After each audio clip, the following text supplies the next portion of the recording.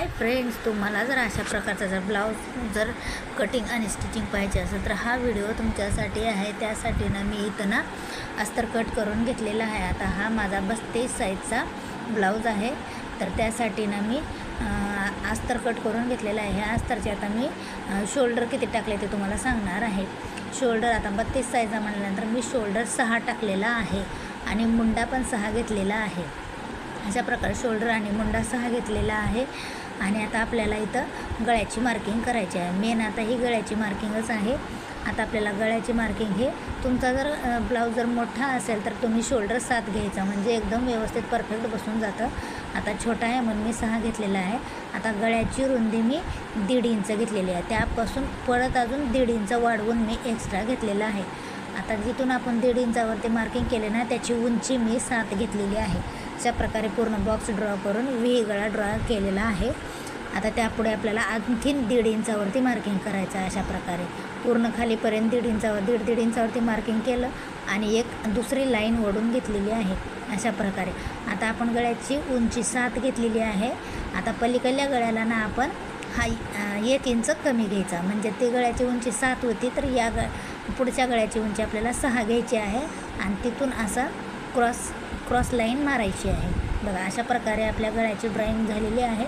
आता आपल्याला असं अस्तर फॅब्रिक पलटी करून असं टॅप करून दुसऱ्या साईडला पण पेस्ट करून घ्यायचं आहे।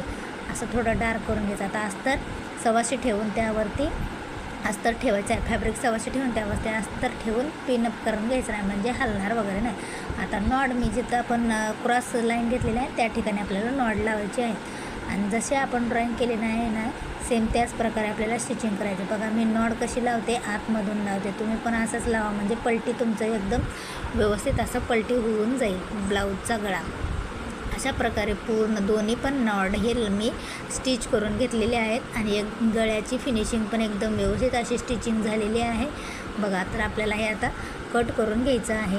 एकदम गळ्याची फिनिशिंग गळा कट करताना 1/2 इंचाचं मार्जिन सोडून कट करायचं, पूर्णच असं कट करायचं नाही। 1/2 इंचाचं मार्जिन सोडून कट केल्यानं आपल्याला छोटे छोटे कट्स मारावे लागतात, म्हणजे आपला गळा एकदम व्यवस्थित पलटी होतो। अशा प्रकारे मी जसं मारते त्या प्रकारे। बघा आता झाली माझ्या गळ्याची पलटी करून झालेली आहे। बघा एकदम फिनिशिंगमध्ये माझा गळा हा रेडी झालेला आहे। नॉड पण मस्त लागलेले केलेले आहेत आणि एकदम शेप एकदम प्रॉपर आलेले आहेत। आता त्यावरती मला ना दाबटीप देऊन घ्यायची आहे। तुम्ही पण अशी दाबटीप देऊन घ्या, म्हणजे तुमच्या गळ्याची फिनिशिंग छान दिसेल आणि तुम्हाला घातल्यानंतर पण तुमचा गळा एकदम मस्त असा दिसून जाणार आहे। अशा प्रकारे पूर्ण गळ्याची फिनिशिंग आपल्या झालेली आहे। आता आपल्याला अस्तर जॉईंट करून घ्यायचं आहे। पूर्ण अस्तर जॉईंट करून झाल्यानंतर अशा प्रकारे पूर्ण अस्तर जॉईंट करून घ्यायचं आहे। आता आपण अस्तर हे बरोबर कट करतो आणि मेन फॅब्रिक थोडंसं एक्स्ट्रा कट करतो। तर हे पूर्ण अस्तर जॉईंट झाल्यानंतर जे आपण एक्स्ट्रा कट केलेलं असतं ना ते कट करून घ्यायचं, म्हणजे आपल्या ब्लाऊजची फिनिशिंग छान दिसते। बघा एकदम एकदम कट करून झालेलं आहे। आता इथं मी प्रिन्स कट जॉईंट करून घेणार आहे।